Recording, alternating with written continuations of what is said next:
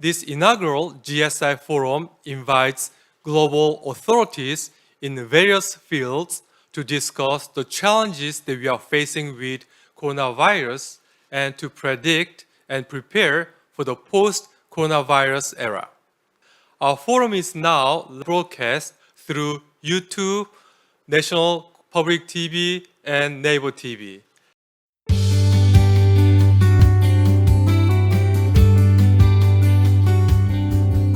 This forum will reflect ramifications of the political, socio-economic, and scientific challenges that this pandemic will bring about, and how we can globally collaborate to overcome. You know, Korea is one of the fewest countries that has successfully flattened the curve of the coronavirus. Korea's crisis management policy, characterized by fast testing, tracing, and treating, has been recognized as a shining example in dealing with the pandemic crisis. This Korean model is a result of the collaborating, combining creativity of the private sector, public sector's strong infrastructure, and full support of the citizens. Above all, without technological prowess coming from the competent R&D power of Korea, we could not achieve this impressive result. This pandemic reminds us how we are closely connected. Creative collaboration among the private and public sectors, along with the research university from around the world, will help shore up global resilience against the pandemic. We should work together to build a world of a growing prosperity.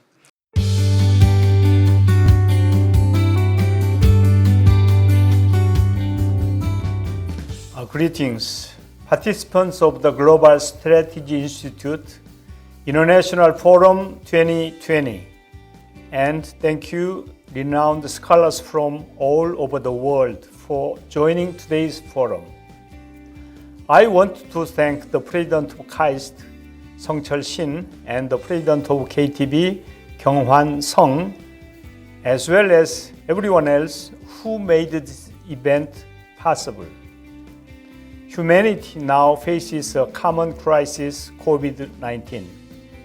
In the present moment, where everything is uncertain, the cooperation of the international community is crucial. To combat the virus, we need to share information and rely on the strength of our connections: openness, transparency, democracy. I'm confident in these three core principles of Korea's battle against COVID-19. Korea has tested vigorously to confirm the cases and then traced their contacts as comprehensively as possible. As a result, we can cautiously hazard that the daily number of confirmed cases has now stabilized. We hope to see the international community resolve complex crises caused by COVID-19 through global cooperation. The topic of today's forum, global cooperation in the COVID-19, can start that conversation. Thank you.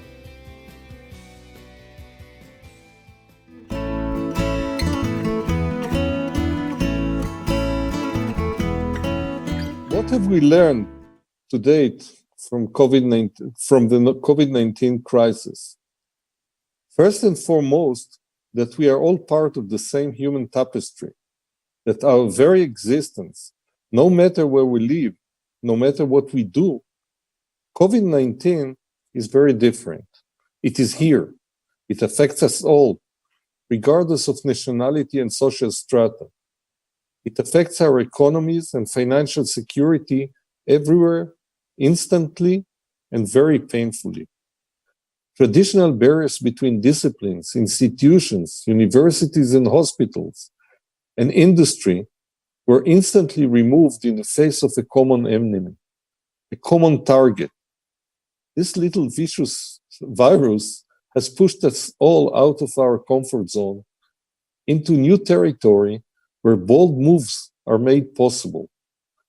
Time will tell how long these changes will last, but I truly believe that this spirit of collaboration and cross-fertilization will stay with us beyond the present crisis.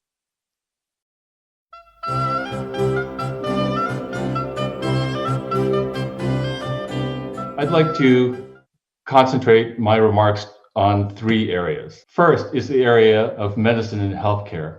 The research community around the world is racing for better tests and diagnostic tools, better drugs and therapies, and of course, vaccines.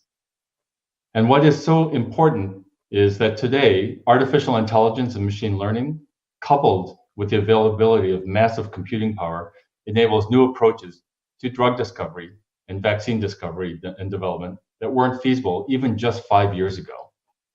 The second area of cooperation is in public health and prevention, which suddenly has become central to the protection and functioning of all societies around the world. And in our global context, we need a global view of these data elements, and thus the standardization of public health data has emerged. The third area is life and the economy in a COVID-19 world. How can we enable people to go to work, to go to school, and to live full lives? But to do that requires data that is shared so as to get population scale views and models that feed back into those personal risk assessments. Today, we live in a pandemic that happens once in 100 years. But unlike 100 years ago today, we have remarkable technologies that can turn data into knowledge and into the power to bind people around the world to collaborate cooperatively. I see this as the important purpose of this international forum.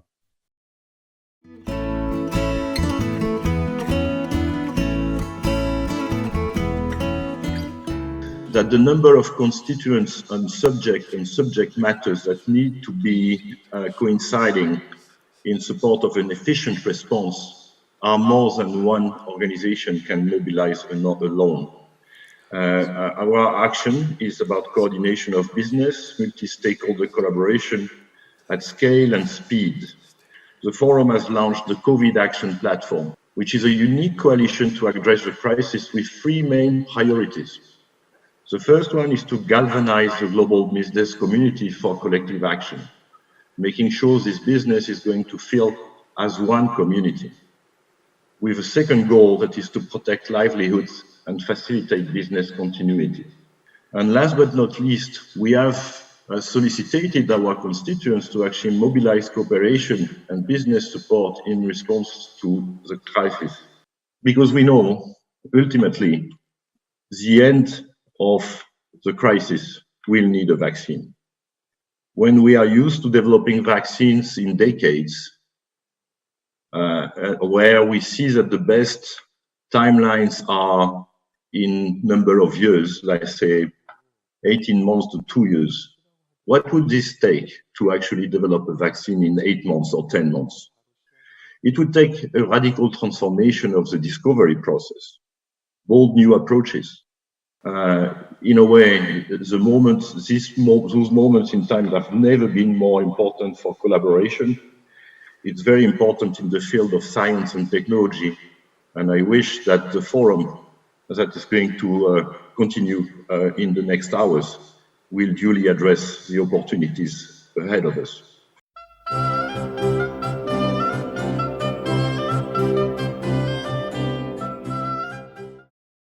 Seven global pandemics. We're in the midst of the seventh global pandemic of cholera. The Spanish flu in 1918 to 1919. And finally, the COVID-19 pandemic of 2020. So we've seen this before. This will not be the last. And as with everything, the preparation and the lessons learned from this pandemic hopefully will inform our response in future pandemics. People use the word unprecedented a lot when they talk about this process. It will be unprecedented to start from scratch with a brand new pathogen to develop a vaccine in 12 to 18 months will be unprecedented. And 12 to 18 months is the timeline if everything works. This is the pipeline itself. And you can see as of April 8th, there were 115 candidates.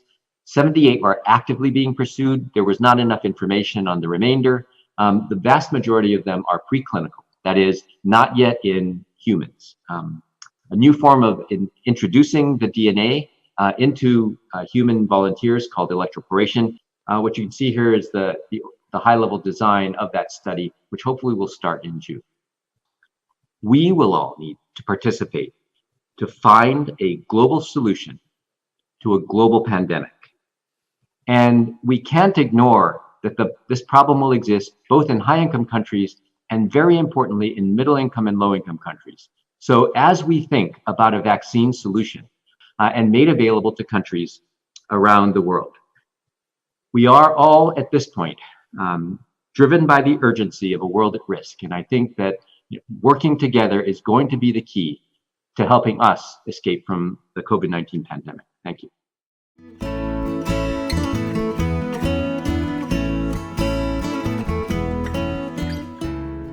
I'll just jump right into the main topics of today, the preliminary results of the ongoing AI research concerned with COVID-19 at KAIST의. It was hosted by the Ministry of Science and ICT, National Information Society Agency, NKT, and the objective is to design a model to predict confirmed cases from overseas within a specific timeline, a specific time frame. Foreign travelers, when they come into Korea, they usually use self-enrollment services. So it's a way to track the trend of the foreign travelers who come to Korea. I mean, of course, drug development is probably one of the most things that we need right now. But in the meantime, AI can probably provide some insightful analysis, helpful information so that the people can strategize better. And of course, in this trying time, cooperation is vital for timely AI and COVID-19 research. We'd like to encourage the internet researchers from all around the world to share, if they have interesting ideas, share their ideas, come up with new helpful ideas to help people in this trying time. And of course, we'd like to encourage them to share their preliminary research results so that not only the government, but also the individuals can plan out ahead accordingly.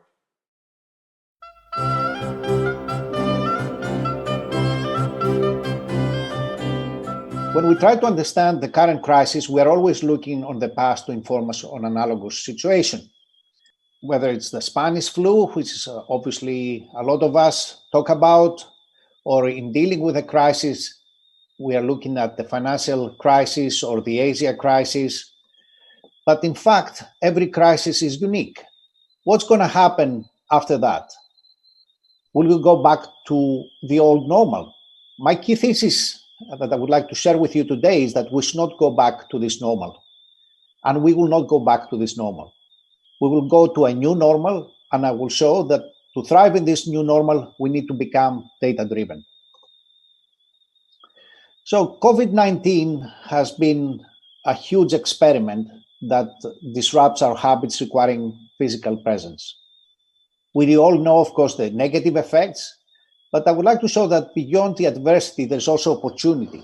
In fact, COVID-19 is a change maker. Let's examine some of the positive effects. On business, we have moved to remote learning and remote work at an unprecedented rate. Looking at the education, we are supporting school systems and ministries of education across the world. And right now, with a report that we issued 2 weeks ago, we were covering 183,000 tenants. Tenant is a technical word that represents an organization. And some of these tenants can have 500,000 or 600,000 students each in 175 countries using Teams for Education. COVID-19 has been a huge remote learning experiment. And I have to say that I've been impressed about how thoughtful change management has happened so quickly. COVID-19 presents a huge opportunity, and we should reimagine as the combined physical digital experience, and we should not go back to our old ways. International collaboration and a shift to a data-driven strategy will be the prerequisites for the success. Security and privacy should always be a priority and not an afterthought. Thank you very much.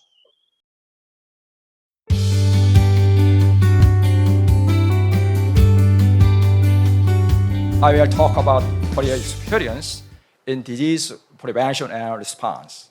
The number of new cases began declining at the end of February, and we are now maintaining a trend of less than 20 new cases per day.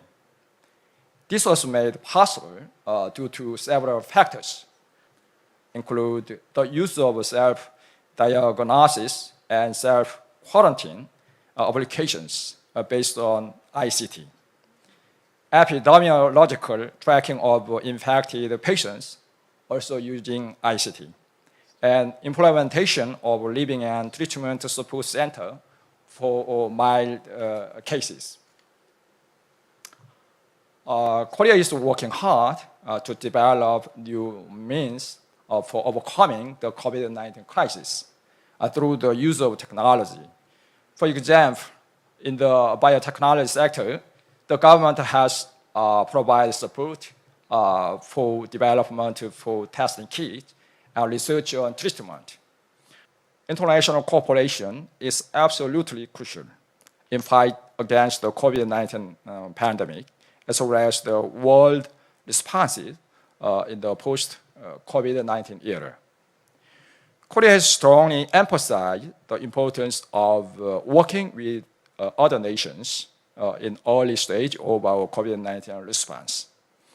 We participate weekly in a multilateral science and technology leaders meeting organized by OSTP of the United States, and our president has emphasized the importance of economic and social exchange between countries. Our testing kits, which have been verified through the numerous tests conducted with the country, are being actively exported overseas. International cooperation is a key means of combating such crisis. Korea is fully open to global cooperation in combating COVID-19 and other potential risks. Thank you very much for your time and attention. Thank you very much, Deputy Minister Ho. Personally, I'm also very proud of the way